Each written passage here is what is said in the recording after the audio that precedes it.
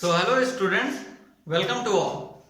आज हम पढ़ेंगे motion along a straight line का चैप्टर 2 एसटीवीटी एटी का और instantaneous velocity, instantaneous speed, average acceleration, average instantaneous acceleration, equation of kinematics. Okay, so I am Aditya Singh. तो आप शुरू करते हैं हम लोग सबसे पहले यहां से इंस्टेंटेनियस वेलोसिटी से। ओके, सो इंस्टेंटेनियस वर्ड का आप लोगों ने मतलब समझा था ना कि इंस्टेंटेनियस वेलोसिटी क्या चीज है। अपन लोगों ने जब डिफरेंशिएशन पढ़ा था तो अपन लोगों ने इसका पढ़ा था कि कोई भी अगर इंस्टेंटेनियस रेट का मतलब होता है इंस्टेंटेनियस,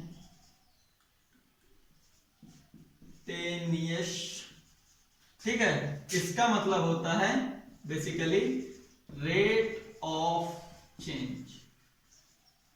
ओके स्टूडेंट्स, सो हम लोग किसकी बात करेंगे? Instantaneous velocity.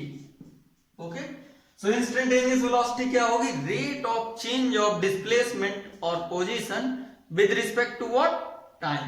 Okay, so mathematically we will write this, और ये वेलोसिटी कैसी है? Vectorial quantity. So mathematically we will write d by dt, rate of change of this position or displacement with respect to time। तो ये mathematically हो गया ना। अब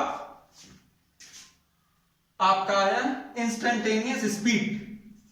इंस्टेंटेनियस स्पीड, तो कल हम लोगों ने लेक्चर 1 में क्या पढ़ा था कि ये हमारी वेक्टोरियल क्वांटिटी है और ये हमारी स्पीड। स्पीड को चलो v से लिखो but not vector, so this is scalar quantity. तो ये क्या? d by D T of your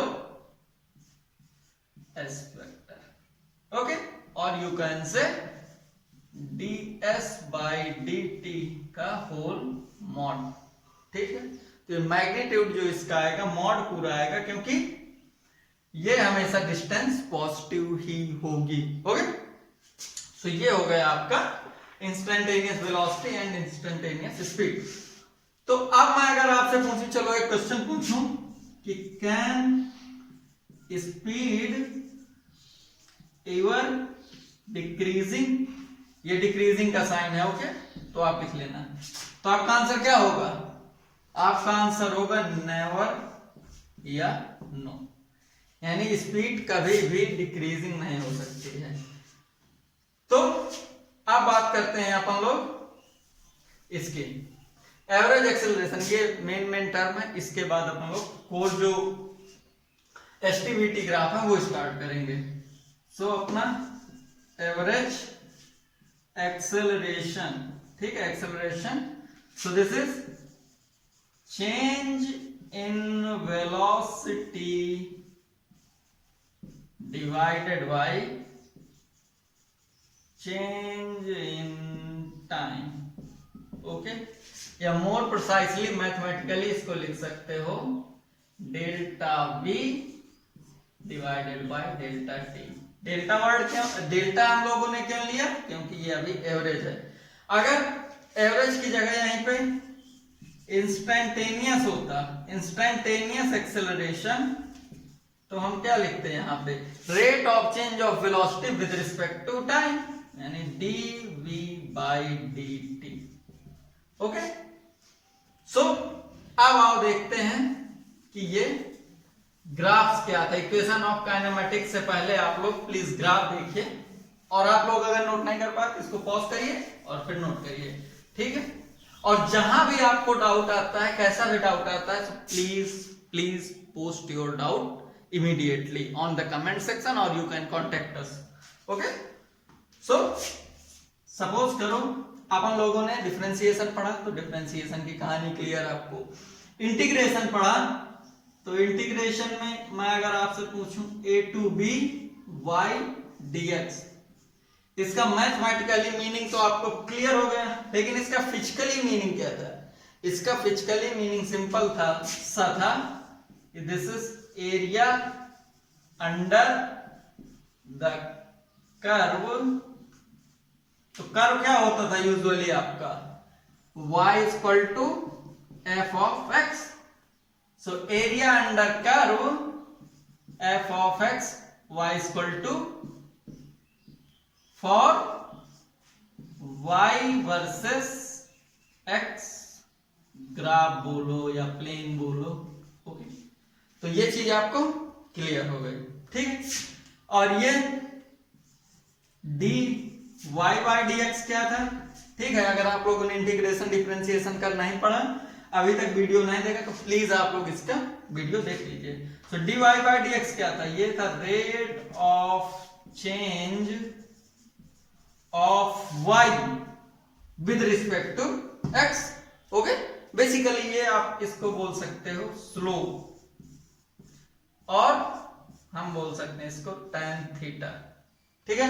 tan theta कैसे बोलेंगे, सपोज करो कि आपका ये ग्राफ है, ठीक है। ये है आपका y equal to f of x। यहाँ पे मैं टाइम इसलिए इतना ले रहा हूं क्योंकि आपको अगर ये बेसिक चीजें क्लियर हो गए, फिर आपको फिजिक्स बहुत ही इजी लगने लगेगी। और आप प्लीज मैकेनिक्स को बहुत ही प्रिसाइसली, बहुत ही सिंसियरली समझो, क्योंकि मैकेनिक्स से क्वेश्चन इतने आते हैं जेई और नीट में कि आपको करीब 30% सिलेबस कवर करता है मैकेनिक्स। सो ये हो गया, राइट। सो ये आपका y था, ये आपका fx था। सो ये आपकी स्लोप हो गई, ओके। सो दिस इज, ये अगर x एक्सिस से मैं ये करूं तो ये एंगल थीटा होगा। और थीटा हमने कैसा बोला था कि हमेशा आप एंटी क्लॉकवाइज डायरेक्शन में ही लीजिए, ठीक है। क्योंकि आपके जो साइन कन्वेंशन होता है वो बहुत इंपॉर्टेंट होता है। तो आप लोग हमेशा इसी डायरेक्शन में, एंटी क्लॉकवाइज डायरेक्शन में लीजिए, तभी पॉजिटिव लीजिए। अदरवाइज अगर आप क्लॉकवाइज डायरेक्शन में लेते हैं तो वो आपका एंगल निगेटिव में जाएगा, राइट। तो आप ये साइन कन्वेंशन ही फॉलो करना, ये साइन कन्वेंशन लिख लेना। सो यहां पे ये ऐसा हो गया, सो ये थीटा। सो मैं क्या बोलूंगा कि dy by dx is tan theta, या इसी को मैं बोल दूंगा आपकी स्लोप, ओके स्टूडेंट्स। सो ये आपको चीजें क्लियर हो गई कि ये इंटीग्रेशन होता है आपका एरिया, डिफरेंशिएशन होता है आपका स्लोप या आपकी रेट ऑफ चेंज, ओके। फिर अपन लोगों ने मैक्सिमा मिनिमा और ग्राफिकली ये सब पढ़ा था कि मैक्सिमा मिनिमा को हम कैसे यूज करते हैं, कहां पे मैक्सिमा मिनिमा होता है, यानी उतार चढ़ाव की कहानी। हमारी जिंदगी में, सबकी जिंदगी में उतार चढ़ाव आते हैं ना, उसी को बोलते हैं मैक्सिमा मिनिमा।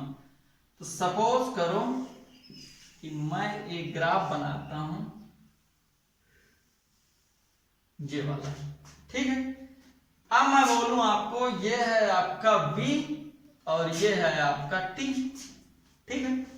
ये पॉइंट है मेरा 1, ये पॉइंट है मेरा 2, ये पॉइंट है मेरा 3, ठीक है। ये पॉइंट है मेरा 4।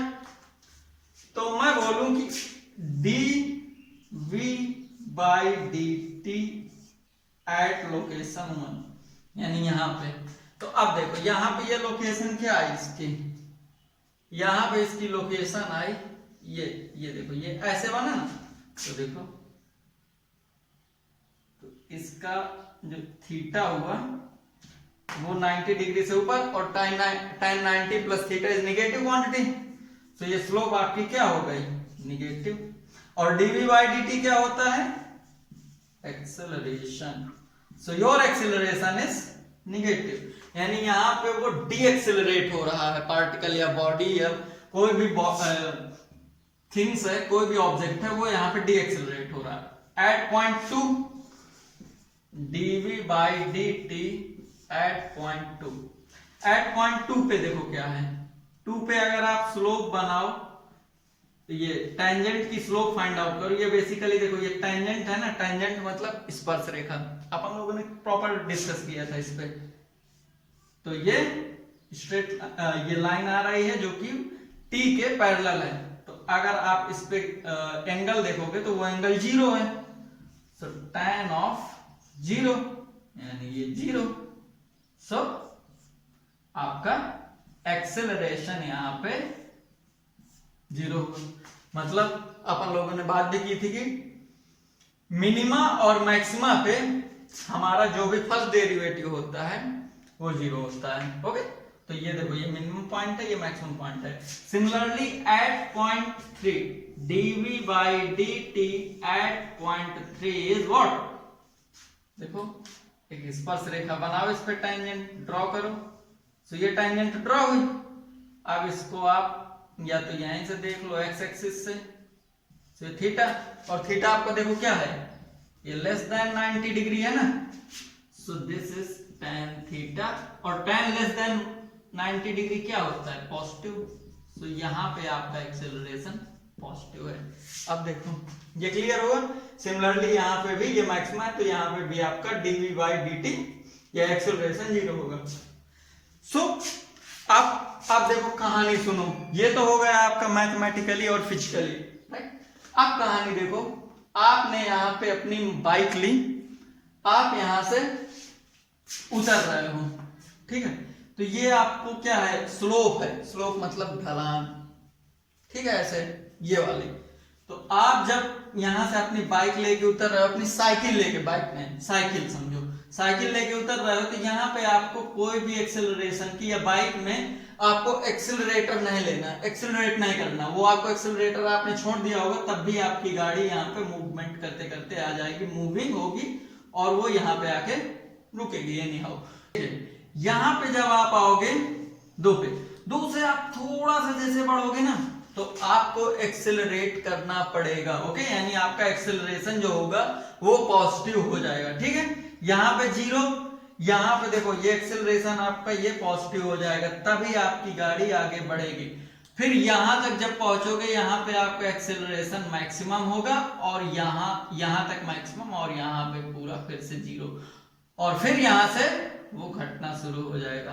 Okay students, so this is how we deal VT curve. Okay, तो ये थी एक्सेलरेशन वेलोसिटी की कहानी। अब देखो एक छोटा सा डिफरेंशिएशन इंटीग्रेशन में आपको रिलेशन, हालांकि बहुत लोगों को पता ही है, बट जिसको नहीं पता उसके लिए मैं फिर से बता देता हूं कि आप एक चीज देखो, y equal to x square, ये y है आपका fx, ये एक फंक्शन है, ठीक है। इसका ग्राफ आप सबको पता है कि this is y equal to x square का ग्राफ ये बनता है, ये y है और ये x है, यानी पैराबोलिक।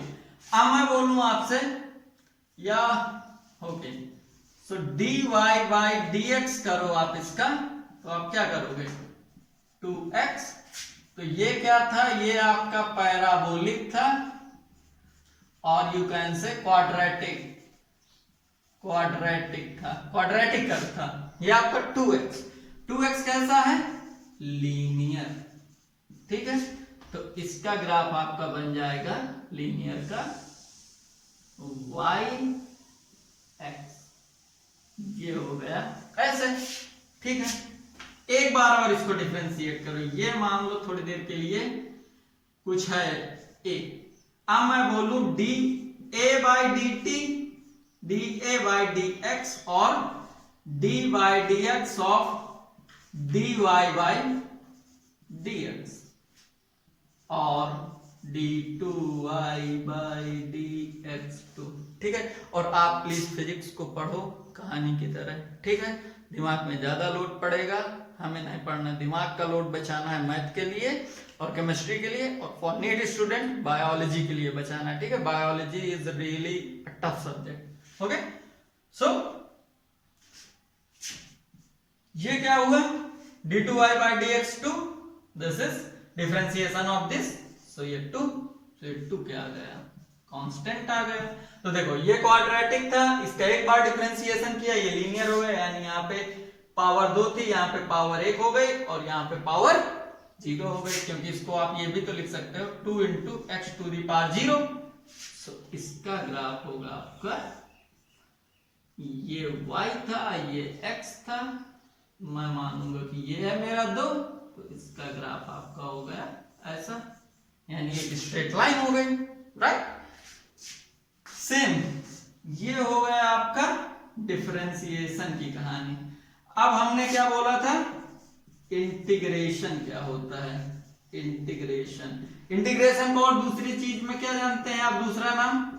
जैसे ये वाला तो इसका भाई स्कूल का नाम हो गया, ठीक है। इंटीग्रेशन यानी राम, इसका घर का नाम है। एंटी डिफरेंशिएशन यानी चिंटू, चिंटू, रामू, छोटू, ये घर का नाम है इसके, राइट। सो आप अगर यहां से चलो a इक्वल टू 2, अब मैं आपसे पूछूं कि इंटीग्रेशन ऑफ 2 dx करना है, ये आपका b है, तो आप क्या करोगे?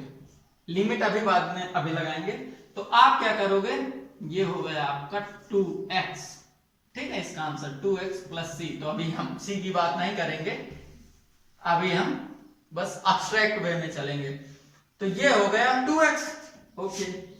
मैं कहता हूं b को फिर से एक बार इंटीग्रेट कर दो, तो इंटीग्रेशन ऑफ b का इंटीग्रेट करने पे c आया, सो 2x dx। तो इसको आप इंटीग्रेट करोगे तो आपका क्या आएगा? x स्क्वायर, ठीक है, 2 बाहर आ जाएगा लेकिन इसके भी नीचे 2/2, तो ये आ गया आपका x स्क्वायर।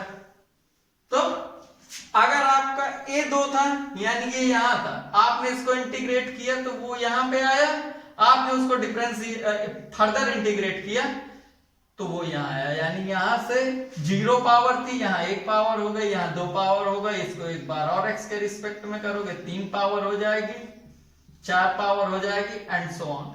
तो ये कहानी अपनी चलती रहेगी। ओके स्टूडेंट, सो एक और देखते हैं। ओके, तो आओ देखते हैं ये क्वेश्चन। सो वो बोलता है कि you go from A to B with 30 kilometre and return back to way with 20 kilometre per hour. तो आपको क्या क्या प्लॉट करना है? Distance versus time, velocity versus time, acceleration versus time, ठीक है। आप अपने घर से, सपोज करो आपका घर ए पॉइंट पे, आप अपने दोस्त के यहाँ बी पॉइंट पे गए, तो जब आप जा रहे थे तब तो आप 30 किलोमीटर पर आवर से गए, ठीक है, इतनी तेज बाइक या साइकिल चला के गए। जब आप रिटर्न हुए तो आप थोड़ा धीरे धीरे आए, क्योंकि ट्रैफिक बढ़ गया, और ट्रैफिक में गाड़ी कभी तेज नहीं चलाना, वो साइकिल हो या मोटरसाइकिल। ओके, तो ये काम हुआ। तो अब अपने को ये बनाना है। तो सबसे पहले हमें क्या गिवन है? ये वेलोसिटी गिवन है, तो वेलोसिटी वर्सेस टाइम का ग्राफ बनाते हैं सबसे पहले। तो ये हुआ 10, ये हुआ 20, ये हुआ 30, ठीक है, ये सब किलोमीटर पर आवर में चल रही है, और ये है आपका टाइम, ठीक है, जो कि t है, और ये है आपका वेलोसिटी। तो सबसे पहले क्या हुआ? 30 किलोमीटर पर आवर से वो गया, तो ये मैंने बना दिया, देखो कांस्टेंट थी ना, तो ये 30 किलोमीटर पर आवर से मान लो कि t1 टाइम तक हो गया। अब वो रिटर्न हो रहा है 20 किलोमीटर से, t2 टाइम से, t1 से t2 तक वो अपना, उसकी वेलोसिटी थी 20। ये देखो, ठीक है, ग्राफ प्लॉट करना तो आपको आता है ना, 10th में आपने सीखा होगा। तो यहां पे देखो, ये आपकी जो वेलोसिटी है वो कांस्टेंट है, ठीक है। तो अब उसने पूछा एक्सेलरेशन, एक्सेलरेशन वाला। तो देखो आपका एक्सेलरेशन का ग्राफ कैसा आएगा? एक्सेलरेशन का ग्राफ आएगा आपका, एक्सेलरेशन क्या होता है?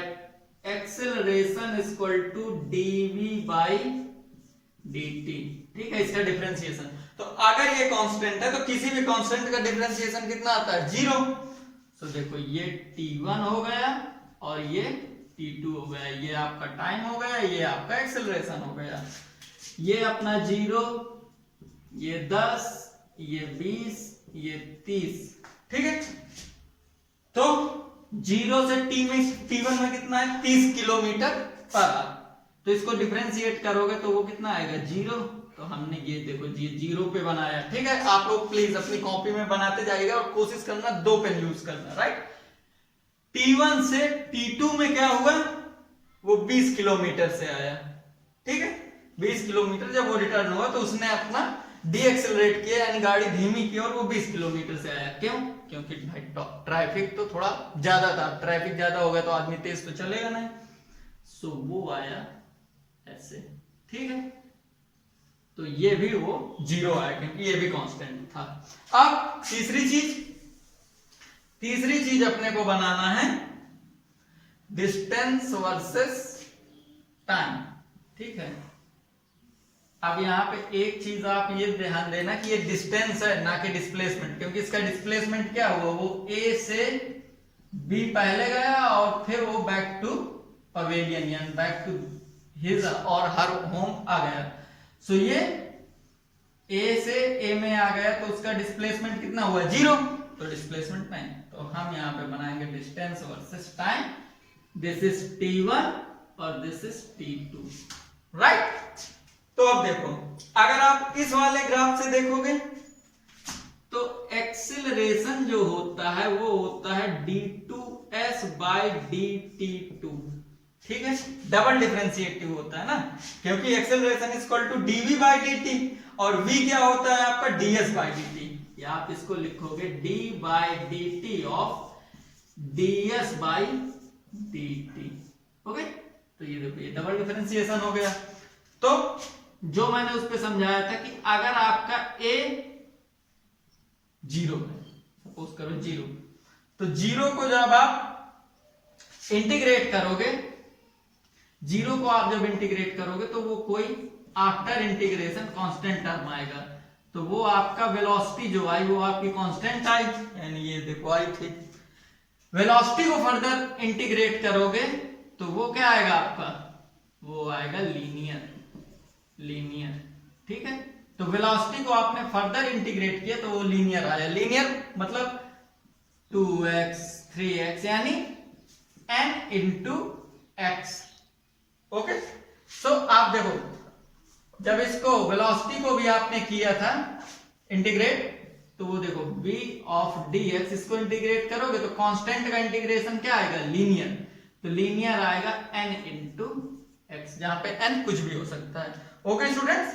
सो अब आप देखो कि इसका ग्राफ कैसे बनेगा। अब लीनियर का ग्राफ तो आपको पता ही है कैसे बनता है, तो देखो 0 से t1 तक 30 किलोमीटर, ये इसका एक्सेलरेशन 0 था। तो 0 से t1 तक अपना होगा कुछ, सपोज करो दिस इज, ये आपका हो गया 0 से 2 1 तक डिस्टेंस की प्रोफाइल, ओके। फिर जब वो अपने घर आ रहा था तो 20 पे आ रहा था, तो वो कुछ ना कुछ थोड़ा सा दूसरी प्रोफाइल बनेगी, ठीक है। सो ये आ गया आपका t2, हालांकि लीनियर होगी बट स्लोप दूसरी होगी। तो स्लोप अपनी क्या होती थी, ये थीटा, ठीक है। तो ये मान लो θ1 है, ये आपका यहां से लोगे, हमेशा स्लोप आपको निकालनी है ना, तो ये आपकी होगी θ2, ओके। सो आपको पता है, आप अगर इस ग्राफ से भी देखोगे तो आप बता दोगे कि v1 and v2 is not the same. So v1 equal to होगा आपका tan θ1 और v2 होगा आपका tan θ2। So this is how we will deal these plots. तो आपने ये ST VT AT कर्व देखा ना आपने, तो ये कर्व आपको बहुत ज्यादा इंपॉर्टेंट है, ठीक है। आपके एग्जाम में एक क्वेश्चन डायरेक्ट इससे आएगा, ओके। तो आओ देखो देखते हैं एक और ग्राफ, और आपको प्रॉपर ये ST VT AT curve clear समझ में आ जाएंगे, ठीक है। तो हम एक आपका बनाते हैं ST कर्व है ये, राइट, ST यानी डिस्टेंस वर्सेस टाइम का। तो हमारी डिस्टेंस ऐसे जा रही है क्वाड्रेटिकली, ठीक है, फॉर t1 टाइम। इसके बाद हमारी जो डिस्टेंस थी वो लीनियर हो गई, राइट। तो ये हो गया आपका t2 टाइम के लिए। तो यहाँ पे आपका क्या है, डिस्टेंस क्वाड्रेटिकली है, s directly proportional to t square, और यहाँ पे s directly proportional to t। दूसरा काम क्या हुआ, अब हमें बनाना है vt कर्व। तो v क्या होती है आपकी, v equal to d s by D t, यानी ये स्पीड, ठीक है। तो जब आपका ds बाई डी टी, यहां पे ये t स्क्वायर पे था ना, तो इसको एक बार डिफरेंशिएट करोगे तो ये पावर 1 बचेगी। मैंने बोला था कि जब भी आप एक बार डिफरेंशिएट करते हो उसकी पावर एक पावर कम हो जाती है। तो ये क्वाड्रेटिक है, तो ये आपकी वेलोसिटी लीनियर हो जाएगी, राइट। सो ये t1 टाइम के लिए लीनियर हो गई। अब यहाँ पे s directly proportional to t है। s directly proportional to t का मतलब कि यहां से आपकी वेलोसिटी लीनियर, यहां से आपकी डिस्टेंस लीनियर हो गई। तो डिस्टेंस लीनियर, तो आप जब उसको एक बार फर्दर डिफरेंशिएट करोगे तो वो आपकी कांस्टेंट हो जाएगी। डिफरेंशिएशन आपने क्लियर पढ़ा ही है। सो ये हो गया आपका t2। तीसरा at का at, ठीक है, एक्सेलरेशन टाइम का। तो जब आपकी वेलोसिटी t1 पे क्या थी, v directly proportional to t। अब a क्या होता है, dv बाय dt। तो जब dv बाय dt होता है तो ये अपना इसका डिफरेंशिएशन कर रहे हैं। तो इसको जब डिफरेंशिएट करोगे आप तो कोई कांस्टेंट टर्म आएगा। अब आपका कोई कांस्टेंट टर्म या तो पॉजिटिव हो सकता है या तो निगेटिव। -2 भी कांस्टेंट है, +2 भी कांस्टेंट है। तो आपको कैसे पता चलेगा? आप कहोगे कि सर हम तो नीचे से शुरू करेंगे या हम नीचे से ऊपर से शुरू कर देंगे, लेकिन नहीं, आंसर तो कुछ एक ही होगा। या तो आप पॉजिटिव लो या तो आप निगेटिव लो। तो ऑलवेज रिमेंबर, जब भी आपकी वेलोसिटी इंक्रीज कर रही है, इंक्रीजिंग है ना, ये देखो वेलोसिटी, ठीक है, ये पॉजिटिव एक्सिस है। तो यहाँ पे 1 थी, यहाँ पे 2 है, यहाँ पे 3 4 5 6, यानी जैसे जैसे देखो टाइम बढ़ रहा है वैसे वैसे आपकी वेलोसिटी इंक्रीज हो रही है। तो मतलब आपका एक्सीलरेशन पॉजिटिव डायरेक्शन में, ये पॉजिटिव में कांस्टेंट है। तो ये हमारा हो गया, देखो पॉजिटिव में ये कांस्टेंट हो गया, यानी ये t1। अब यहां पे आपकी वेलोसिटी इज कांस्टेंट। ये देखो यहां पे सपोज करो कि ये कुछ भी हुआ, मैं मानता हूं चलो इसको 10, तो 10 मीटर पर सेकंड से ये वेलोसिटी आपकी कांस्टेंट होगी। तो अब क्या होगा, कांस्टेंट का डिफरेंशिएशन करते हैं तो वो 0 आता है, ठीक है। तो वो देखो ये यहां आ गया, तो ये ऊपर गया, फिर ये डायरेक्ट 0 आ गया। आपने पूरा एक्सेलरेटर अपनी बाइक का छोड़ दिया तो फिर वो आपका एक्सेलरेशन 0 हो गया, ठीक है। तो आपकी वेलोसिटी कांस्टेंट हो जाएगी। ओके, आप इसको फील कर सकते हो, राइट। आप जब भी बाइक लेके जाओ तो आप देखो, जैसे जैसे आप एक्सेलरेटर आप ऐसे कांस्टेंट पकड़े रहो तो आपकी वेलोसिटी बढ़ेगी, ठीक है, कंटिन्यूअसली बढ़ेगी, ठीक है। आप एक्सेलरेटर लेना, एक बार बढ़ा के फिर उसको कांस्टेंट कर दो। सपोज करो कि आपका ये 0 पोजीशन है, आपने एक्सेलरेटर लिया इस पोजीशन पे, राइट, तो उसका नॉब आपने यहां से यहां पे घुमा दिया, आप उसको वहीं पे पकड़ लो, ठीक है। तो आप सपोज करो एक्सेलरेट कर रहे हो उसको 2 मीटर पर सेकंड स्क्वायर से, आप उसको वहीं पे कर लो, यानी यहां पे कर लो 2 मीटर पर सेकंड स्क्वायर से, तो आपकी वेलोसिटी कंटिन्यूअसली बढ़ती जाएगी, ठीक है। आप उसको फिर 0 कर दोगे तो फिर आपकी वेलोसिटी कांस्टेंट होगी, फिर आपकी वेलोसिटी बढ़ेगी नहीं। आप देखोगे कि जब आपने 0 कर दिया तो आपकी गाड़ी over the period of time रुक जाएगी। तो देखो, जो ये चीजें होती हैं जो आपकी बुक में लिखी हैं, जो आपके नीट लेवल पे, दोज आर वेरी अब्स्ट्रैक्ट। उसमें पूरा आइडियलिटी चल रहा है, उसमें वो मानते हैं कि there is no air friction, there is no air drag, कोई ड्रैग नहीं लग रहा, हम बिल्कुल आइडियल बॉडी है, हमारी गाड़ी एकदम 100% इफिशियंट है। सो अभी आप ये मानो कि आइडियल कंडीशन है। तो आप जब 0 कर देते हो तो आपकी गाड़ी over the period of time रुक जाती है। तो आपकी वेलोसिटी पहले कुछ देर कांस्टेंट रहनी चाहिए थी, फिर घट के 0 हो जानी चाहिए थी, बट नहीं, ऐसा नहीं होता, ठीक है। तो आप 0 तो करते हो, 0 के बाद आप घटा भी देते हो, तो यहां पे ड्रैग भी है।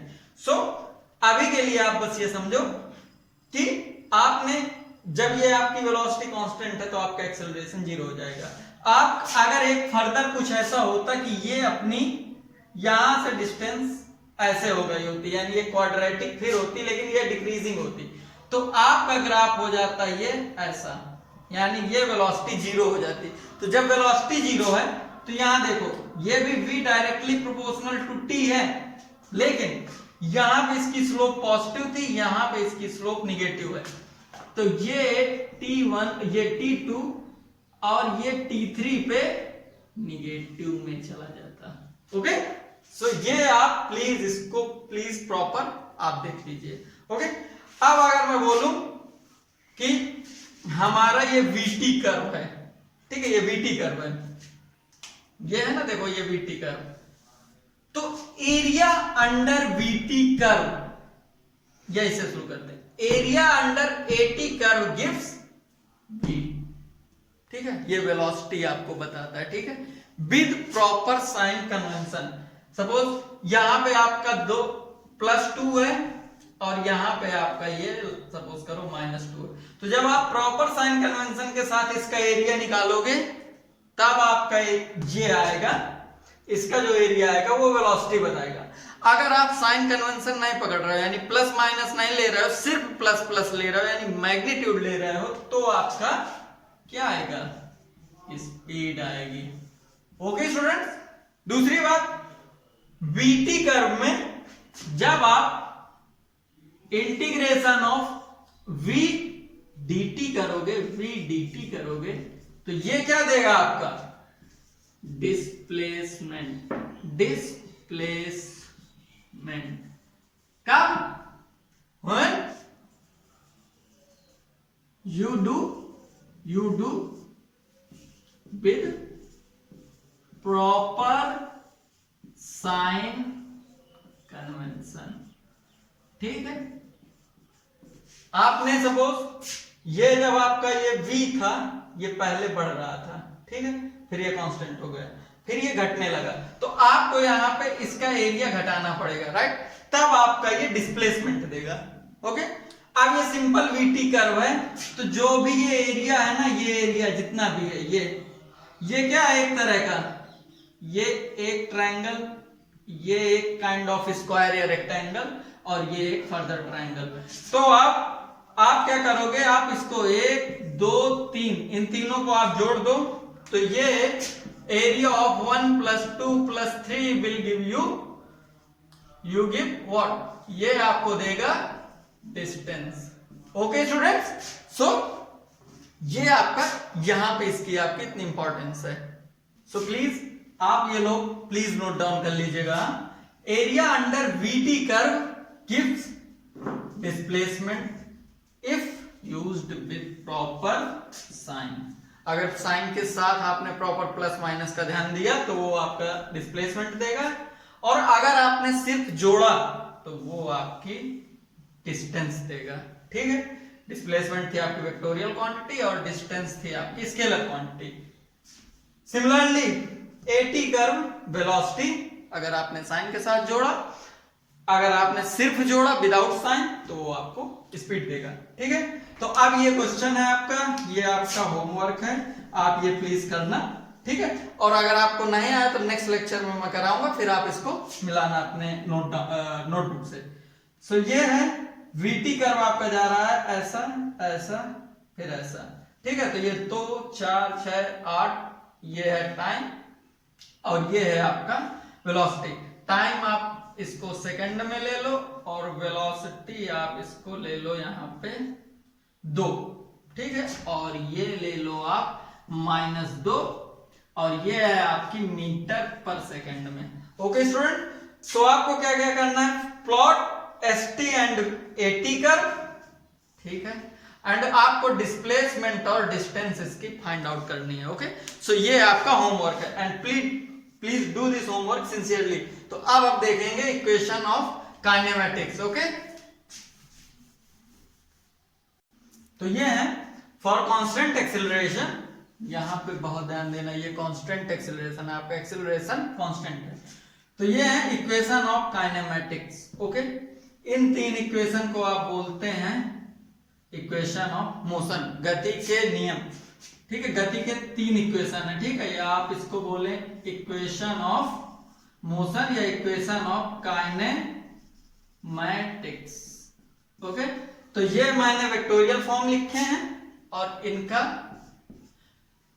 Direct version. Okay, non vectorial form ये होता है v = u + AT।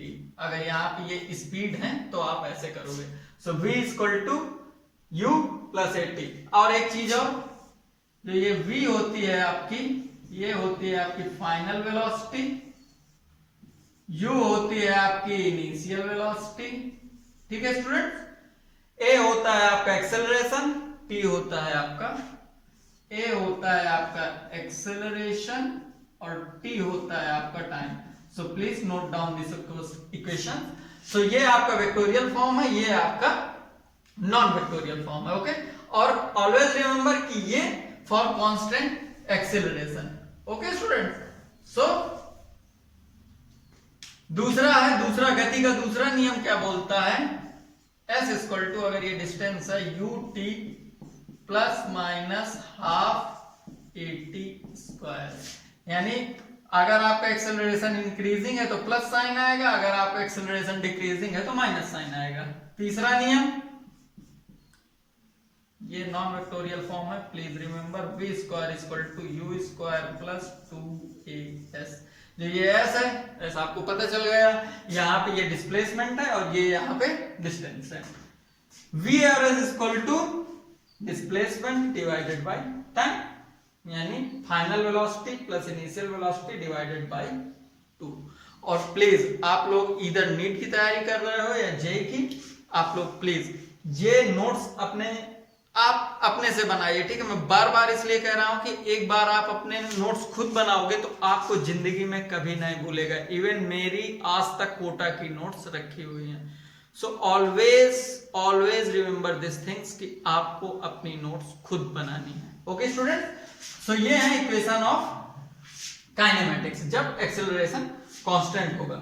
सो अब हम नेक्स्ट लेक्चर में मोशन अंडर ग्रेविटी पढ़ेंगे और इसका एक्सटेंडेड वर्जन और कुछ एग्जांपल करेंगे। और जो होमवर्क मैंने दिया है आप प्लीज उस होमवर्क को करिए, और नेक्स्ट लेक्चर पे हम वही वाला क्वेश्चन, सबसे पहले वही क्वेश्चन करेंगे और आप अपने नोट्स से उसको फाइंड आउट करना। और प्लीज मैं फिर से बोल रहा हूं कि आप जो भी आपको चीज समझ में ना आया करें, आप प्लीज कमेंट बॉक्स पे या मुझे मेल करिए या मुझे कांटेक्ट करिए। I will try to solve your all the problems. Okay, so thank you so much students, और आई होप कि आपको ये वीडियो पसंद आ रहे हैं।